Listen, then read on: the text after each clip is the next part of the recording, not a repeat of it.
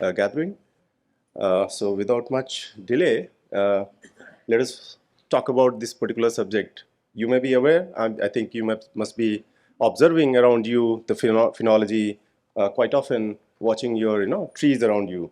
But it's a different perspective that I'm going to bring, how we can see these phenomena and through remote sensing, through satellite remote sensing. So let us see what are the things that we can deduce from remote sensing perspective, which generally our eyes cannot catch, on regular basis. So what I'm going to talk about is phenology. All of you may be aware. This is nothing but the nature's calendar, nature's own calendar. In a way, it is all amalgamated by various factors, how they respond, the things, biological things respond to various factors. It takes care of all the plants, animals, behavior on an annual basis. So it's basically a horizontal science which cut above all the other sciences, and it has various implications, whether it is related to health, medicine, or shifting of timing of flowers to whatnot. So we'll try to see what all we can gather from this and how we can sense climate change impact using this particular science. So as we have discussed that phenology is basically governed by weather, climate, apart from the other abiotic factors. It's basically, it triggers various chain of events in the ecosystem. Then only we start having the leaf flushing or leaf falling. So the senescence and leaf greening is all dependent on chain of events, which is triggered generally by the weather parameters. So very sensitive parameters. If we are looking into the climate change and global warming, which is happening, there are very sensitive ecosystems which are responding very differently. And the chain of events happens in the ecosystem itself, where even the animals and other plants get affected very easily. Like this is one example where if leaf fall and flowering is completely deferred in a particular year, and the migratory birds are completely unaware of that particular thing happening there, they may be completely lost because of whatever heavy investment they are doing in terms of laying the eggs and trying to bring their offsprings. They may not be getting enough caterpillars to have for their feed. So such things are happening world over. They are getting reported, and these are very climate change impact assessments are being done on based on that. So we have to be sensitive about those things. Forest types, when we see India is bestowed with many and varied forest types, around 16 forest types that we have as far as champion and state classification is concerned. And all are manifestation of the weather that we have apart from other abiotic factors. So weather plays a crucial role, and based on that classification is done. So any change on the weather patterns related to temperature or rainfall which is happening will change the functioning of these ecosystems, and the entire atmospheric balance of the gases exchange, or you can say the water and energy balance itself will be compromised, or it will be different completely. So there are a lot of gap areas in this particular field. If you see the literature, we don't understand many elements, and there are a lot of questions that we wanted to understand through this particular initiative at ISRO.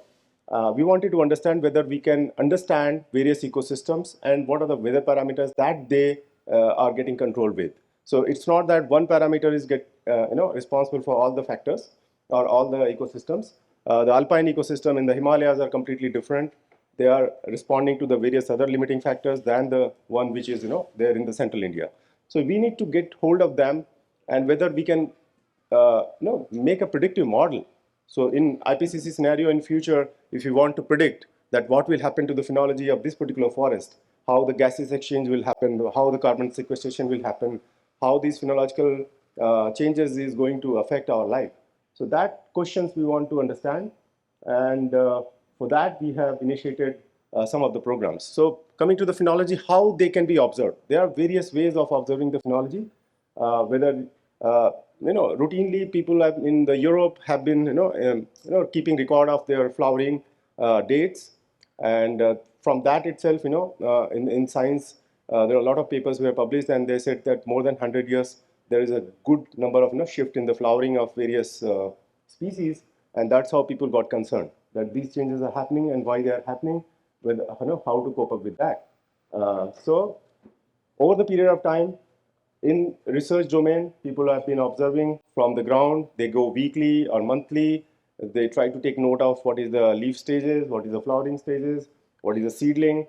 And later on, when the cameras were invented, people started having photographs. And those photographs are used as a archival mechanism of looking into the changes of that particular landscape.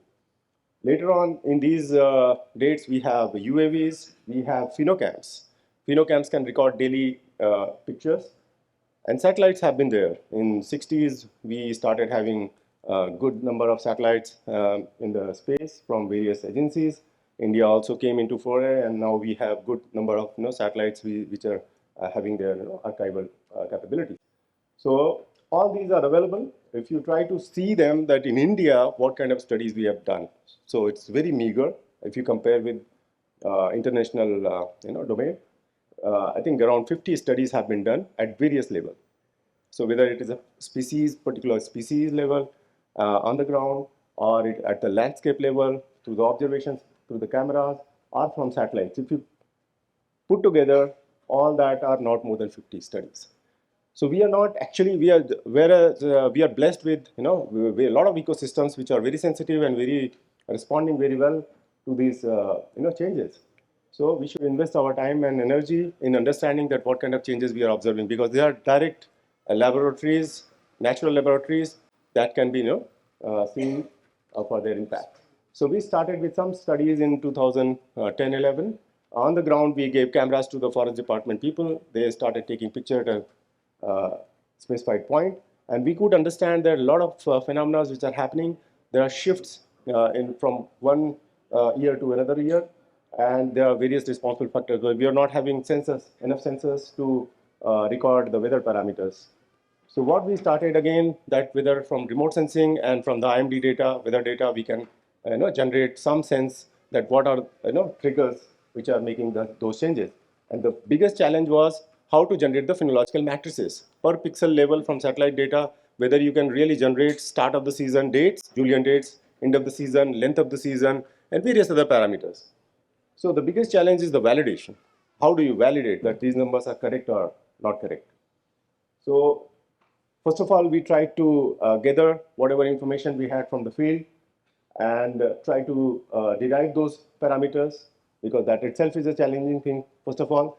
And when you make sense out of it, what kind of changes that you are expecting. So this is the normal curve that you are seeing. Phenology generally follow a Gaussian curve, though life is not that easy. You can see the hatch pattern, the dotted lines. Actually, it will come because of various factors from the, as far as cloud is concerned, from satellite. When you're looking at the data, there are a lot of spoil sports from cloud. So because of that, there will be a lot of kinks that you have to model and fit statistically close enough to give you the biological Gaussian curve. And then what do you expect? Either you expect the entire curve to shift backward, where the start of the season, end of the season, and length of the season remain same, but they shift in time, or they can shrink, or they can expand, or something like that. So these are the things which you are expecting from climate change impact perspective, and various domains or various biological species are going to differently behave. So all that you need to capture. So one formula is not going to work for understanding one biological domain. What we tried to do initially was to understand from ground whatever has been observed, since we are not having validation data. We try to test our algorithm from satellite, whatever we are observing, whether it is true or not. So we try to fit those models and try to understand. And this is a typical case where in Uttar Kannada district, you have a ridge going from here, and it is divided in two parts, where you have evergreen forest and deciduous forest very clearly visible from one study site itself. And there are some publications from Bhatt et al., which we used.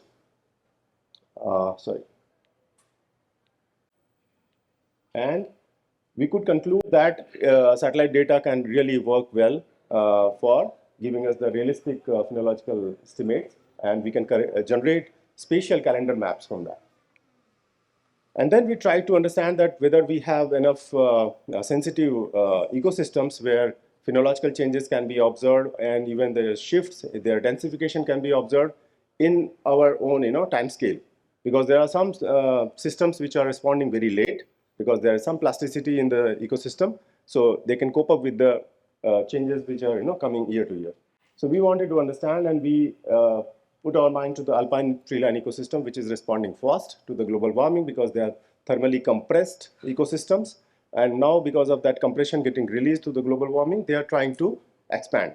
And they are responding new seedling recruitments and all those things we have seen on the ground. And that's how we wanted to understand how they are responding.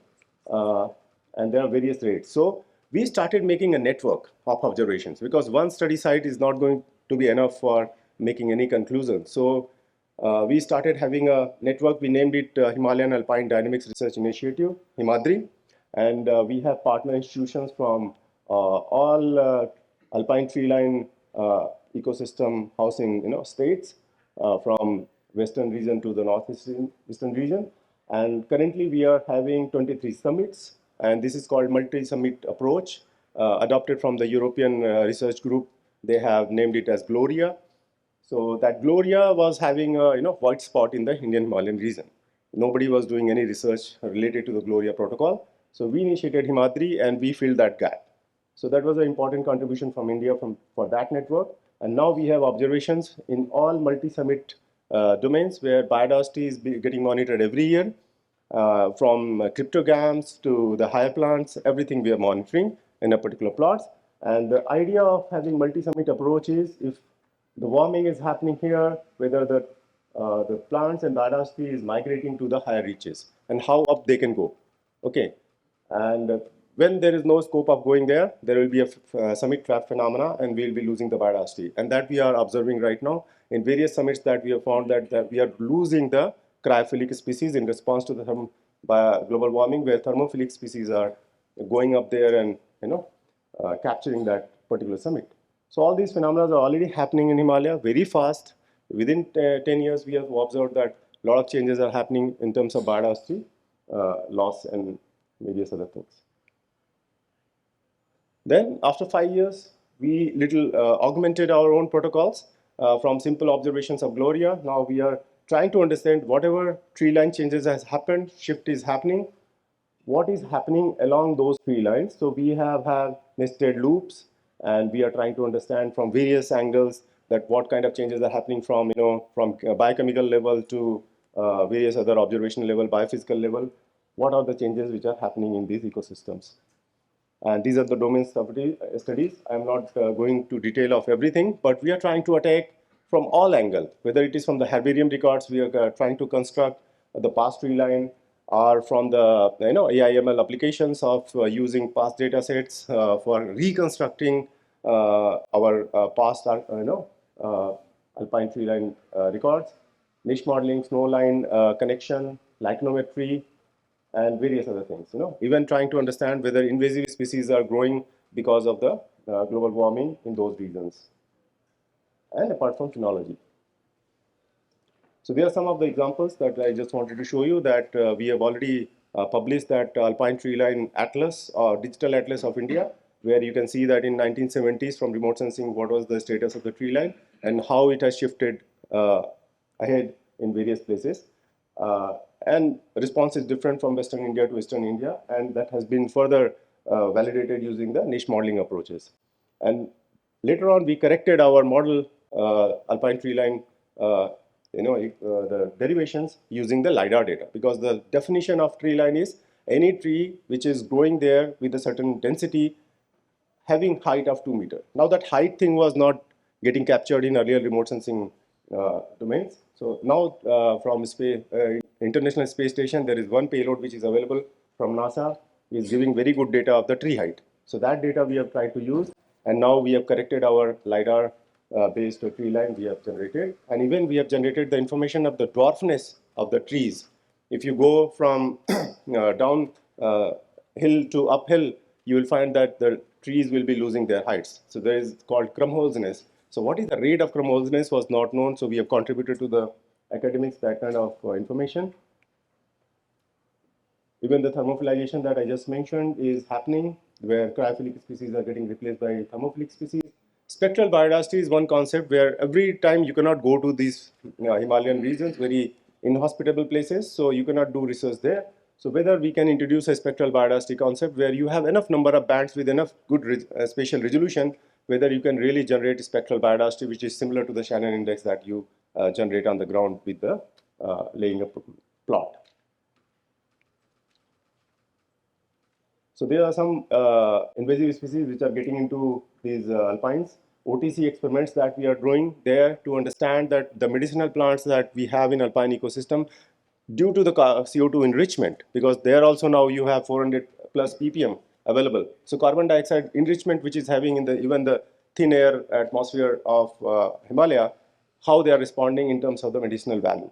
So that we have found that Aconitum plant is losing its medicinal potency of the aconite that they possess, and these are some of the examples of the impact that we are having. We are even trying to understand how the lichens are, behaving, whether they are growing more in terms of in response to the global warming, and we are trying to understand the spectra, trying to match filtering with the satellite spectra and map it properly.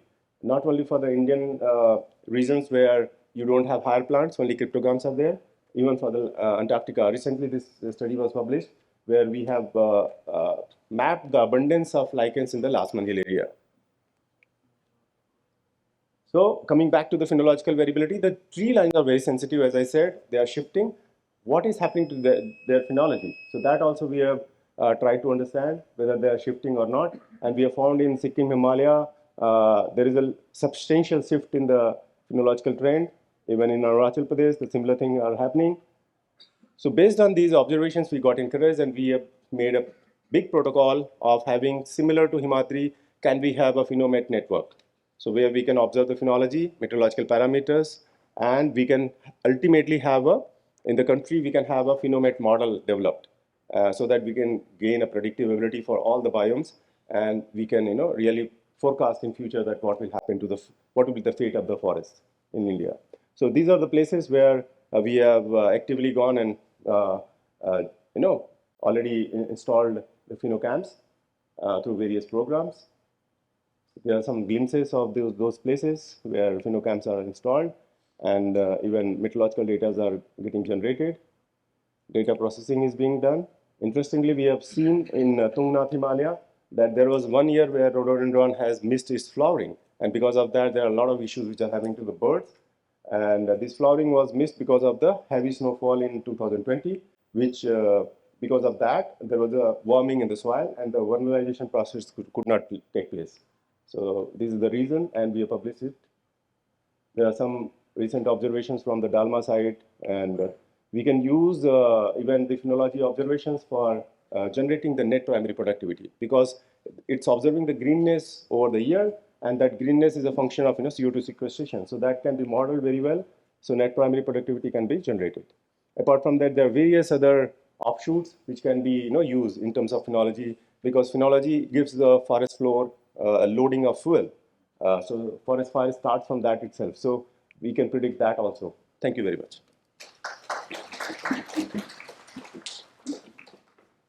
Thank you, Dr. Singh, for an interesting talk. We have some questions.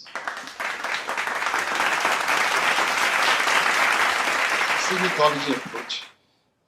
With this technology, are you able to also track nuances of individual species, and particularly the faunal groups? Yes, very interesting question, sir. Yeah, actually, I missed to even inform this, that basically at landscape level, satellite can see, because generally we have 24-meter kind of resolution or 15-meter, 30-meter resolution. So landscape level. So one pixel is having amalgamation of all the trees. Now deciphering the information for each individual, you need something very high resolution. When you take very high resolution satellite, then you lose the repeativity, which is very crucial for phenological observations. So what happens? We are installing here the phenocams. Phenocam is giving you the landscape view at a very surface level. So you can, the various groups of trees can be very well identified. So you can say that teak is having its own senescence right now. Some trees have blossomed. What kind of trees? So you can, in that landscape, you can very well do that. Further to answer, if you can have drone-based applications where you can have automated drones which can fly every day and then take the observation, that kind of application can be thought of. Otherwise, from satellite, but now in satellite also there are a lot of train of satellites are getting built. So you have like 3,000 satellites in the space, and they are all observing. So they are all commercial players which are doing that. They can give you daily data at very high resolution where even species level observation you can. So they are giving 30 centimeter kind of data. Species level. Yes. We right now we have built the entire phenomet network. So there are places. Basically, all these places are biosphere reserves, are national parks. So where anthropogenic activities are close to nil. Both these areas, Western Ghat and Himalaya, both are considered to be the hotspots. Hotspots. And the Western Ghat is considered to be the hottest hotspot. Yes. 90% has already gone. Yes. Now, generally, it's all because of the human activity. And directly because of the human activity, invasive species have gone. Not climate change, not because of the climate change. The anthropogenic disturbances have induced the invasive species to enter. So this parameter, I think, is very important. Very important, sir. In fact, we have found that phenology can very well tell the presence of invasive species because completely they differ in terms of their phenology. Okay, in fact, the classification of invasive species itself is possible. One domain of application that I showed, we are able to do that, particularly that bubble. All these species are getting classified from deciduous to them because they are evergreen in nature. All the time they are green. So we are able to classify. Second thing is the disturbance. You can always prove in the code of law that this area has been disturbed from previous because the phenology is completely changed. This was cut in some time and now the invasive species has come and because of that phenology has changed. Small question. I don't hear okay, here. Yeah. The year-to-year basis, you are monitoring the flora from cryptograms to flowering plants. Can you do this year-to-year basis? It is impossible. 50 years, 100 years, we have not been able to do. Yes. Cryptogram example that I showed you, it's not possible if you are observing in a wooded forest. It's only possible if you are going to the area which is, there is no other botanical element than the lichens or cryptograms. So like I'm talking about Antarctica, I'm talking about the Trans-Himalaya. So you go to that places, there you can observe. But in forested area, not possible. But selected species, yes, you can do. Selected 1 or 2, 10 species, you can. Yes. Can you move on to Yes. next? So, a quick question. So, the growth, development, and distribution of the plant species, when you are observing, is there any relation with the metal and distribution in the particularly in mining areas? After the mining, there will be overdump, which is there inside. Now it's coming out. Then you'll close to the aquatic ecosystem as well. So, are you evaluating those systems, and you have any thought over that? Yes, very well. In fact, this was a big program we took with the IIT Kharagpur and for the mining in Kuruburu, where I know metal pollutions are there. Even the dust loading on the trees leaf. So we have tried to quantify when we from remote sensing using hyperspectral data we can quantify that how many milligram of dust loading is there on the leaf, which is going to cause the necrosis and all that. So that health-based health assessment through remote sensing is a very good application that hyperspectral remote sensing is going to do. In fact, in coming year, we are going to have the third phase of every CNG flight from JPL. We'll be taking it to various forested area again, where 400 bands, the imaging spectroscopy is a concept which we are trying to do from the aerial flights. So we'll be doing a lot of such applications there. I was also curious to know, are the migratory patterns of birds also a phenological indicator of Yes. climate change? Because you talked about tree lines here. Yes. But imagine that this would also affect the Yes. migratory pattern. Have they been studied? We have not studied, but there are other groups in Wildlife Institute of India. They are interested in that and they are doing it. From remote sensing, observing the migratory birds is a little difficult. From communication technology and navigation technology, we can use it. You need to color them and then try to see that when and where they are landing, but not from remote sensing. Yes. Yeah, so thank you so much for the talk. I wanted to ask, so you mostly focused on observation and tracking of this phenological shifts. So if you focus on any particular attribute, let's say this alpine tree line, does time series data analysis and does detection of structural change points play a role in this? In the analysis of how this change is happening? Some sort of time series data analysis, does it play a role in this? Yes, yes. In Okay. fact, it's completely based on time series analysis only. The biggest time series that we have currently is NOAA AVHR, that is from NASA. So from 1960s to till now, every 8 day. But only problem is that it gives you very coarse resolution data. Okay, so 8 kilometer data.